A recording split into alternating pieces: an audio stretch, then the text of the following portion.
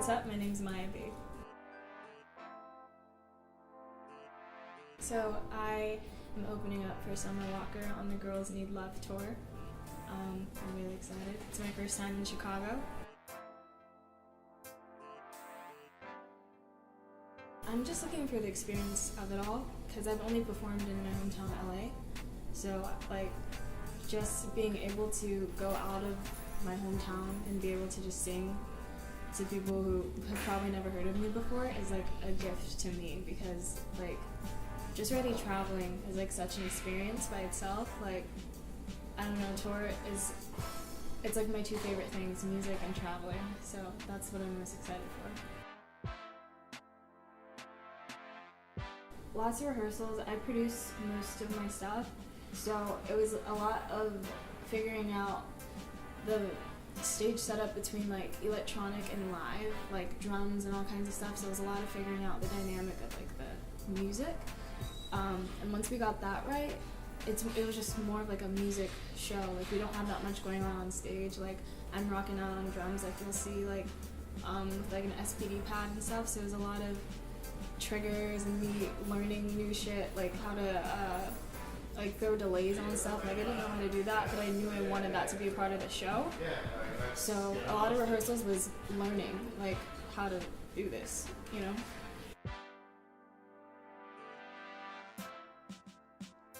I think it was just in me from when I was young. My mom is extremely creative, and then my dad is very by the book, very, like he's a sergeant in SWAT, so grew up really strict and everything like that. But that contrast really helped me because it gave me like the dedication and like the ambition from my dad, and it also gave me like the creative space from my mom. And I don't know, I just started writing songs since when I was 6, and like started learning instruments when I was like 8. The first instrument I learned was drums, and then I kind of fell off with that when my little sister was born, so I'm so ass at it now. Do not ask me to play drums anymore.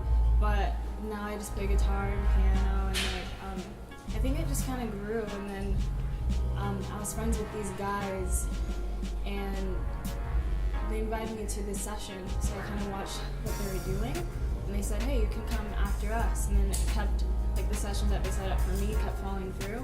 And I just kind of started getting annoyed, so I just started producing my own stuff. So I just kind of started there. The wow factor of Missy Elliott's and Timberland's production is they're my favorite production-wise. Pharrell, who I've had the pleasure to work with a couple times now, like, he's like his production, the way his brain thinks, like I aspire to be on that level of like anything goes, because you never know where he's about to go, and I love that. Who else am I inspired by? Bjork. I love how artful her records are. I love how some of them don't even keep time. Like that freedom and not having a structure. I think that's important, to not get locked into anything too early, especially like when you're creating a record, you know? Yeah, I think those are my faves. Yeah. After Kiss on My Neck, DJ Khaled like shouted it out, and that was when labels started hitting us up. And I had already signed a production deal with Soul Shock and Carlin. So it was kind of like us as a team and my manager just flying around meeting all these different labels. And Capitol was the last meeting we had, and we kind of just looked at each other after and we were like, that felt so right. Because I feel like a lot of the time you'll walk into these meetings and people will be telling you exactly what you want to hear.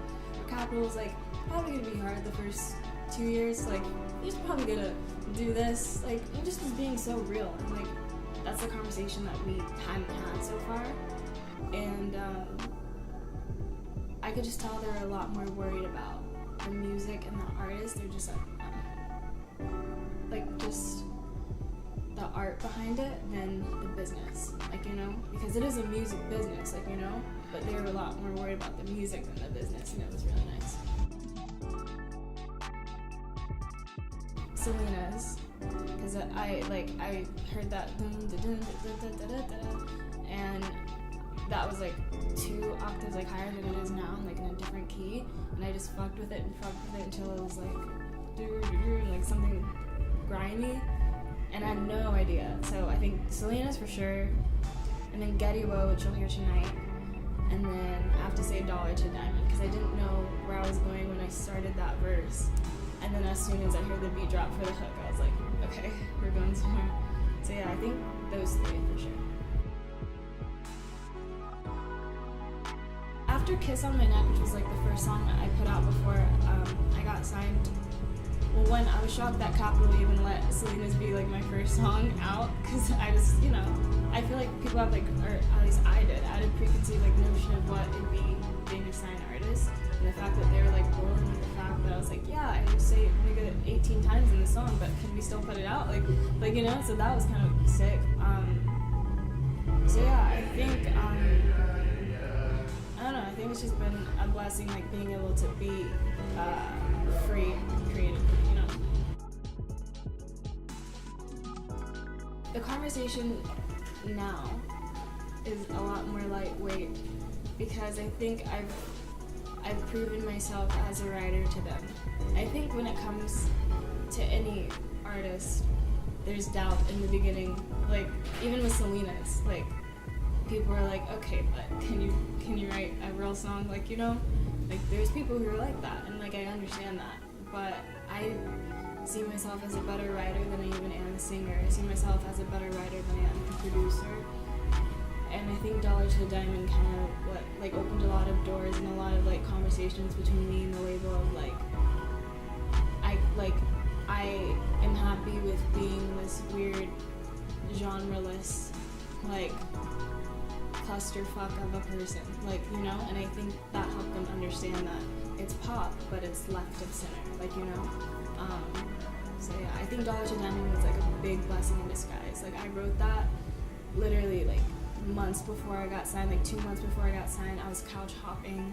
I was like I was just like really mad at myself because I'm a perfectionist, and I was mad that I couldn't like take care of myself. And I wrote that song. We were talking about like in conversation with Capitol. They hadn't even like said for sure we're gonna sign you yet, and we were just like, okay, fingers crossed, let's hope that they feel the same way, like, you know. And that song, yeah, just opened up a lot of doors. I think it'd have to be the bridge, because it's real and it's funny at the same time. It's like, I've been broke and that shit ain't funny, and then just wait till I get someone, and then I've been boshed with no water running, filling up with the rice and honey, and reaching out for this dream to guide me. Like, that, I feel like sums up the whole song.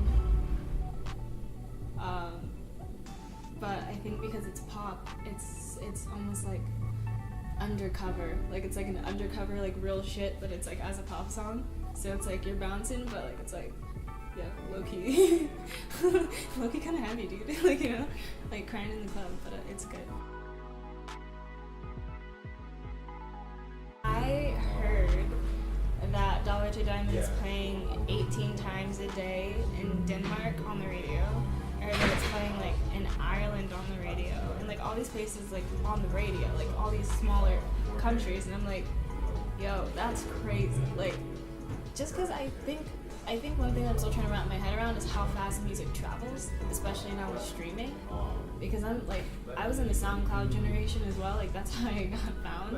Like, so I'm used to this SoundCloud 200 plays a day, like, and now it's like, I don't know, it's crazy to put faces and like names to all the streams, like, you know, that's something that I'm still like trying to wrap my head around.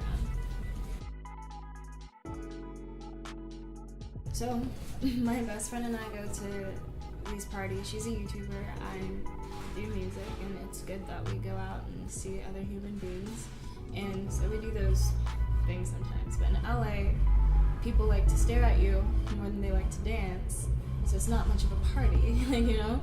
It's just like you just feel like you're getting judged the whole night, and it's not very fun. So I basically wrote that song just poking fun at like those people who are like, yeah man, I just got these, like, you know, just saying unnecessary shit. Like, you're just trying to be like, hey man, what's your name? They're like, oh yeah, I just hung out with Kobe Bryant. And you're like, sick dude, what's your name? Like, you know, like, it's just, I don't know, everybody tries to be so unrelatable and so, like,